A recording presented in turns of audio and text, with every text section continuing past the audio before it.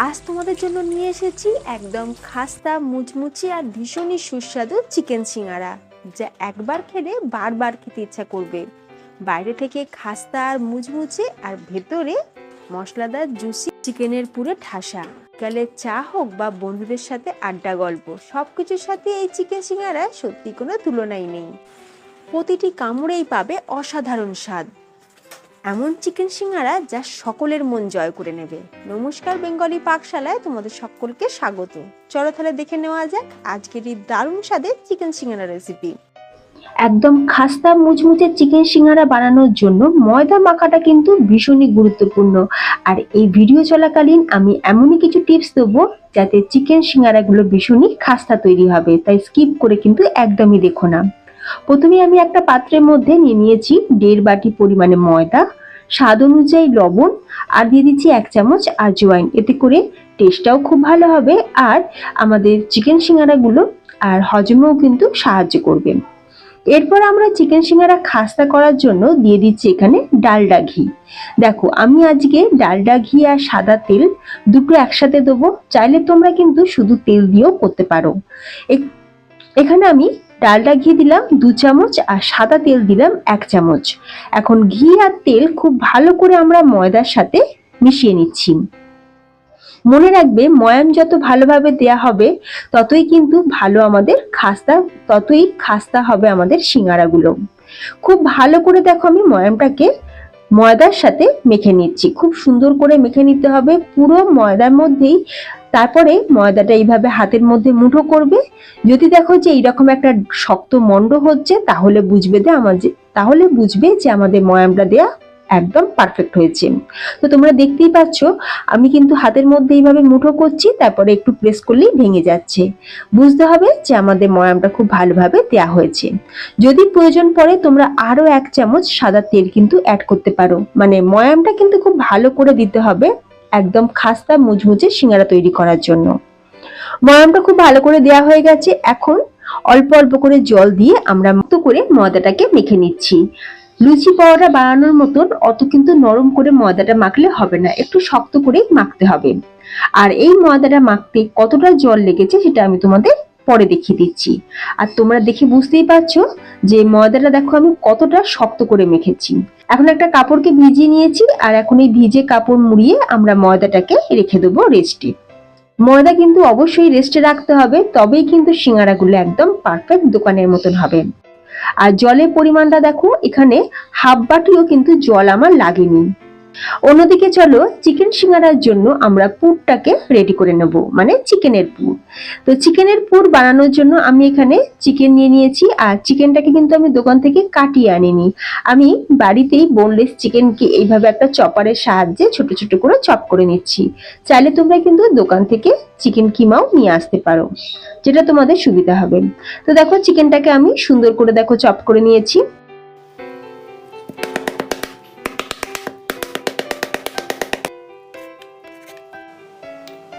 চিকেনটা রেডি, এবার চলো পুরটা রেডি করে নেব। সবার প্রথমে গ্যাসের উপরে ফ্রাই প্যান বসিয়ে তাতে দিয়ে দিচ্ছি বড় চামচে 1 চামচ সাদা তেল। তেলটা গরম হয়ে যেতেই প্রথমেই দিয়ে দিচ্ছি এখানে কুচনো রসুন। এখানে আমি 10-12টা রসুনকে কুচি করে নিয়েছিলাম। এখন রসুনটাকে একটু ফ্রাই করে নেব, খুব বেশি কিন্তু ভাজার দরকার নেই। রসুনটা হালকা একটু নাড়াচাড়া করে নেওয়ার পরই দিয়ে দিচ্ছি এখানে একটা বড় সাইজের কুচনো পেঁয়াজ। এখন পেঁয়াজ আর রসুনটাকে একটু ভালো করে ভেজে নিচ্ছি। পেঁয়াজ কিন্তু একদম পুরো ব্রাউন করে ভাজার কোনো দরকার নেই। যখন পেঁয়াজটা একটু নরম হয়ে যাবে কুচনো কাঁচা লঙ্কা আর লঙ্কার পরিমাণটা তোমরা তোমাদের স্বাদ অনুযায়ী কিন্তু বাড়িয়ে কমিয়ে নিতে পারো। তবে যেহেতু চিকেন সিঙ্গারা তাই একটু ঝালঝাল হলে খেতে বেশ ভালো হয়। সাথে আমি চিকেন কিমাটাকেও দিয়ে দিলাম।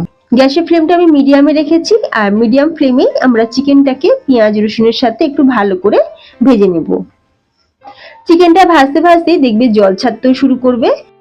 এবার যখন চিকেনটা একটু ভাজা ভাজা হয়ে যাবে দিয়ে দেবো কিছু গুঁড়ো মশলা। 1/2 চামচ হলুদ গুঁড়ো, 1 চামচ লঙ্কার গুঁড়ো, 1 টেবিল চামচ ধনের গুঁড়ো, 1/2 চামচ গরম মশলার গুঁড়ো, স্বাদ অনুযায়ী লবণ, অল্প সামান্য চিনি আর 1 চামচ আদা বাটা। এখন সবকিছু খুব ভালো করে আমরা চিকেনের সাথে কিন্তু নাড়তে থাকবো। বেশ কিছুক্ষণ সময় নিয়ে চিকেনটাকে খুব ভালো করে মশলার সাথে কষিয়ে নিয়েছি, আর মাঝে মাঝে আমি এই খুন্তি দিয়ে একটু ভালো করে চিকেনটাকে একটু ভেঙে ভেঙে দিচ্ছি। চিকেনটা দেখবে ফ্রাই হতে হতে একটু দলা মতন বেঁধে যাবে, তো তখন এইরকম একটা স্প্যাচুলা দিয়ে খুব ভালো করে একটু ভেঙে দিতে হবে। খুব ভালো করে দেখো চিকেনটা আমাদের মশলার সাথে কষানো হয়ে গেছে। এরপর দিয়ে দিচ্ছি জল, ওই হাফ কাপ পরিমাণে জল আমি অ্যাড করলাম। খুব বেশি জল দেওয়ার দরকার নেই, কারণ চিকেনটা ভাজতে ভাজতে অনেকটাই কিন্তু নরম হয়ে গেছে। এবার চাপা দিয়ে আমরা চিকেনটাকে একটু সিদ্ধ করে নিলাম। চিকেনটা সিদ্ধ হয়ে গেছে। এখানে একটা ছোট্ট টিপস লক্ষ্য রাখতে হবে যে চিকেনে এই যে পুরটার মধ্যে যেন এতটুকু জল না থাকে, মানে চিকেনটা যেন একদমই পুরো শুকনো হয়। যদি অল্প সামান্য জল থেকে যায় তাহলে কিন্তু আমাদের পুরটা নরম হয়ে যাবে।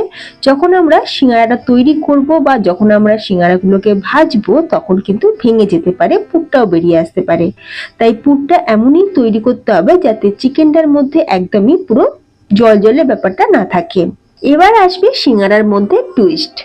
আজকে সিঙ্গারার মধ্যে টুইস্ট এটাই থাকবে যে আজকে আমরা বানাচ্ছি গন্ধরাজ লেবু চিকেন সিঙ্গারা, যেটা ভীষণই ফ্লেভারফুল আর ভীষণই টেস্টফুলি।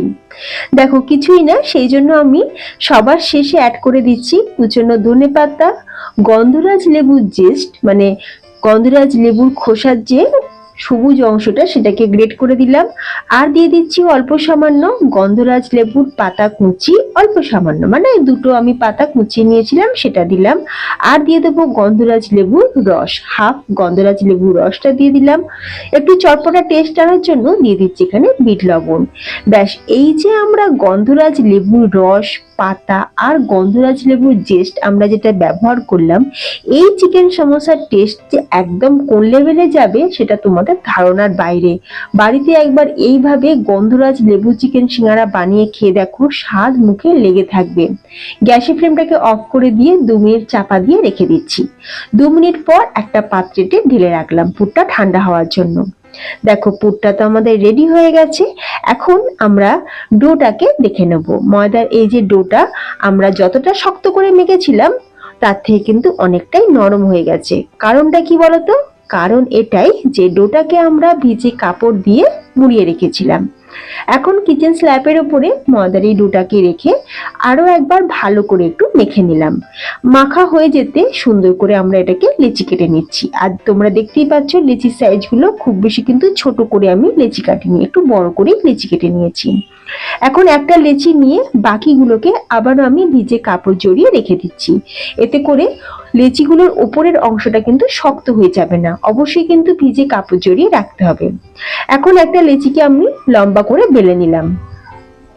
এখানে একটা টিপস দিই যে দেখো, চিকেন সিঙ্গারার জন্য বা যে কোনো সিঙ্গারা তৈরির ক্ষেত্রে আমাদের কিন্তু খুব বেশি পাতলা করে বেললে হবে না, একটু মোটা করে বেলতে হবে যাতে ভাজার সময়, যাতে পুর ভরার সময় এটা ফেটে না যায়।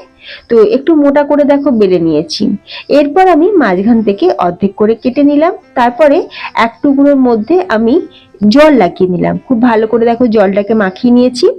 আর এরপর আমরা হাতের সাহায্যে সিঙ্গারার খোলটাকে রেডি করে নিচ্ছি। জলটা কিন্তু এমন ভাবে দিতে হবে যাতে সিঙ্গারাগুলো খুব ভালো করে মোড়া যায়, যেন ভেঙে না যায়, মানে পুরটাও যেন বেরিয়ে না আসে, সেদিকে কিন্তু লক্ষ্য রাখতে হবে। এরপর আমি এই খোলের মধ্যেই দিয়ে দিচ্ছি 1 চামচ ভর্তি ভর্তি চিকেনের পুর। 1 চামচে বেশি দেওয়ার দরকার নেই, কারণ পুর যদি বেশি হয়ে যায় তাহলেও কিন্তু আবার সিঙ্গারাগুলো ভেঙে যেতে পারে, মানে পুরটা বেরিয়ে আসতে পারে।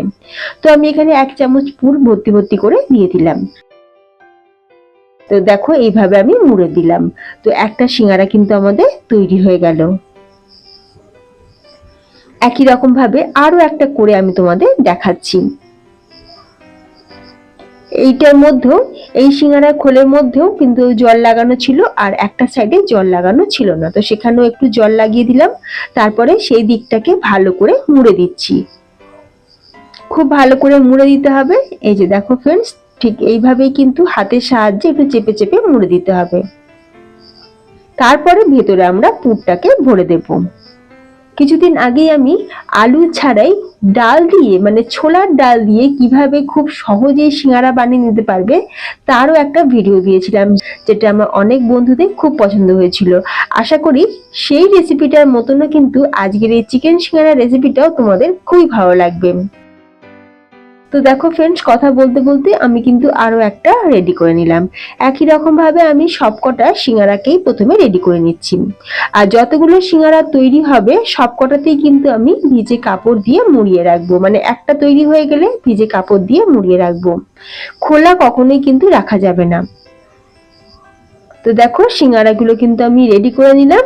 এরপর আমরা সিঙ্গারাগুলোকে ভেজে নেব।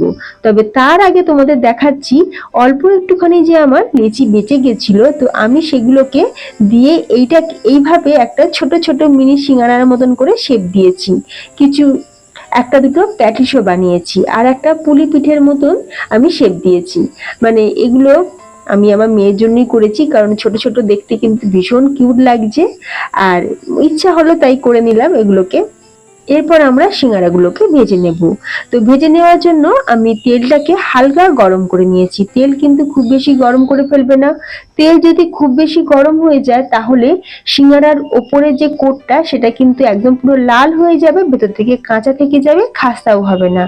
তাই গ্যাসের ফ্লেমটা একদম লোতে দিয়ে আমি একদম কম আঁচেতে সিঙ্গারাগুলোকে ভেজে নিচ্ছি।